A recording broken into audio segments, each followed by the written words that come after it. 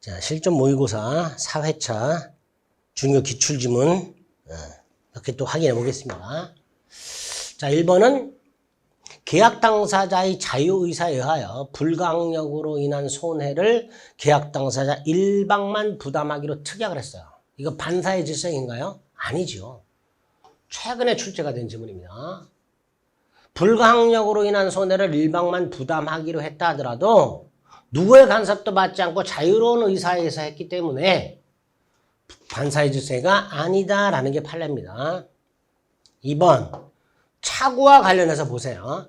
장래에 있을 어떤 사항의 발생이 미필적이야. 미필적이란 건 불분명한 거예요. 발생할 수도 있고 안 할 수도 있고.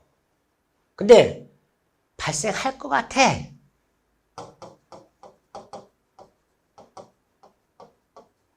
이런 걸 미필적이라고 해요. 근데 확실하진 않아. 그래서 그 발생을 예상하고 기대를 했을 뿐이에요. 예상하고 기대. 근데 그 기대가 이루어지지 않았어요. 이게 뭐예요? 동기의 착오죠.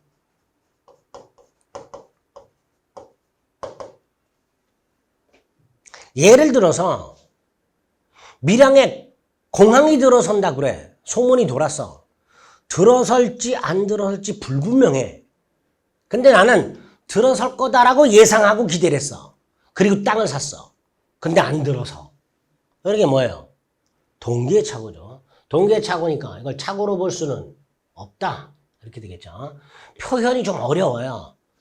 장래에 있을 어떤 상황의 발생이 불확실하고 다만 그 발생할 것이다라고 예상 기대를 하고 땅을 샀는데 그 기대가 이루어지지 아니한 경우를 뭐라 한다? 동기의 착오. 동기의 착오. 3번. 제한 능력을 이유로 법률행위가 취소가 되면, 자, 법률행위가 취소가 되면요, 처음부터 무효가 되고요, 당사자는 부당이득 반환의 의무가 생기며, 부당이득 반환은 원칙적으로 선악에 따라 반환 범위가 다르죠. 선이라면 이익 현존 한도에서 반환하면 되고요. 악이라면 이익이다 이자 붙이고 손해까지 배상해야 되죠. 근데 특칙이 하나 있죠. 그 중에 하나 뭐예요? 특칙이 두 개가 있는데 하나가 계약해지 원상회복이고 또 하나가 이거죠.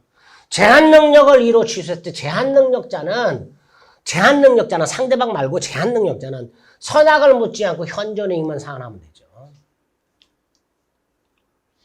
4번 등기는 권리의 존속 요건은 아니라 그랬잖아요. 따라서 등기가 불법적으로 말소되었다 하더라도 권리는 소멸하지 않으니까 말소된 등기 명의는 여전히 권리자로 추정이 되죠. 회복 등기가 되기 전이라 하더라도 불법 말소되었을 때 권리 소멸의 추정은 깨지니까 불법 말소된 등기 명의는 권리가 소멸하지 않은 거예요. 여전히 적법한 권리자로 추정이 됩니다. 5번 점유자가 시효완성 후라고 돼 있죠. 그럼 이전등기 청구권이 생기잖아요. 근데 점유를 상실했어요. 무슨 뜻이에요? 갑소유 땅을 을이 20년간 점유했다가 이전등기 청구권이 생긴 다음에 미등기 전매를 한 거예요. 그래서 정액에 점유가 넘어갔어요.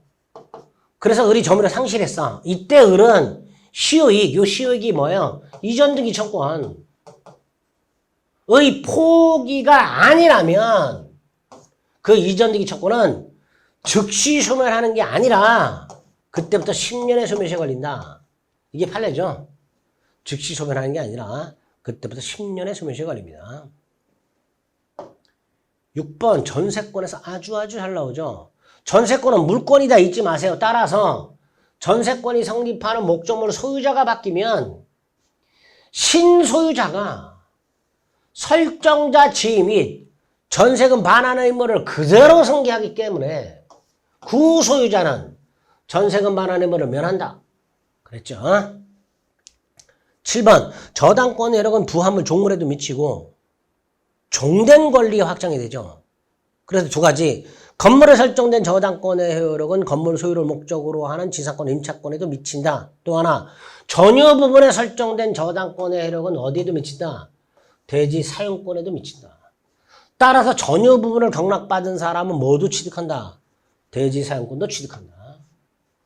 8번 갑이 여러 개 매도하기로 한 건물이 계약 체결 전에 지진으로 전파가 됐다면 계약 체결 당시 이미 건물은 존재하지 않는 원시적 불능이죠. 이 원시적 불능일 때 무슨 책임이 성립할 수 있어요? 계약 체결상의 과실책임. 원시적 전부불능일 것, 어느 일방은 알았거나 알 수 있었을 것, 상대방 선이 무과실일 것, 상대방의 손해가 생길 것. 그 다음에 어떤 손해배상? 계약의 유효를 믿었음으로 인하여 입은 손해. 뭘 넘지 못해? 계약의 유효함으로 인하여 생길 이익. 넘지 못하죠. 즉 이행이익을 넘지 않는 범위 내에서 신뢰이익을 배상하는 것, 그게 원시적 불능이죠. 계약 체결상의 과실책임이 될 겁니다. 9번 매도인의 소유권 이전 등기 청구권. 자, 요거는요. 갑을사의 매매가 있었고요. 을병사의 전매가 있었는데 요때요 둘. 을병사에서는 을이 매도인이고 병이 매수인이잖아요. 근데 요 매도인의 갑에 대한 이전 등기 청구권이 요게 을의 채권자에서 가압류가 됐단 말이죠. 요런 상황을 생각하시면 돼요. 매도인 을의 갑에 대한, 즉 원소유자에 대한 갑에 대한 이전 등기 채권이 가압류되어 있을 때 이 가압류만으로 이행불능이냐? 아니다. 가압류 플러스 을의 무자력. 그래야 이행불능이죠. 따라서 특별한 사정이 없는 한 매수인, 병은 매도인 갑의 이행불능을 이루 해제할 수가 없습니다. 이게 해제할 수 있으려면요. 매도인 을의 무자력이 들어가 있어야 돼요. 그래야 이행불능이 됩니다. 10번 일부 타인 권리, 일타, 대감, 선해손이죠. 매수인은 선악불문하고 대금감액을 청구할 수 있고 선이라면 해제 손해배상 청구할 수 있죠. 그러니까 선의의 매수인은 해제 외에 뭐도 할 수 있다. 손해배상 청구할 수 있다. 이렇게 되겠죠. 자, 임차인의 지상물 매수 청구는 임대차 기간이 만료가 되고 지상물이 현존하고 갱신을 청구했는데 거절당한 경우가 됐고요. 또 하나가 있고요. 또 하나가 뭐예요? 기간에 정함이 없는 임대차에서 임대인이 해지 통고한 경우 이때도 매수 청구권 인정이 되죠.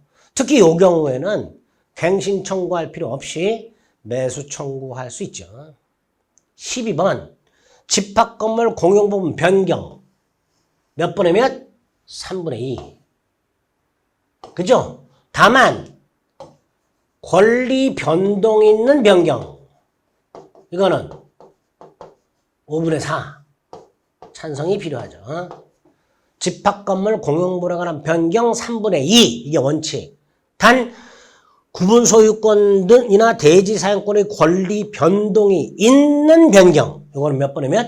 5분의 4 이렇게 숫자를 꼭 암기해 주시기 바랍니다. 자, 실전 모의고사 4회차 지문까지 살펴보셨습니다. 다시 한번 말씀드립니다. 반복을 자꾸 해주세요. 그러면 합격합니다. 나머지 마무리하고 120선에서 뵙겠습니다. 수고하셨습니다.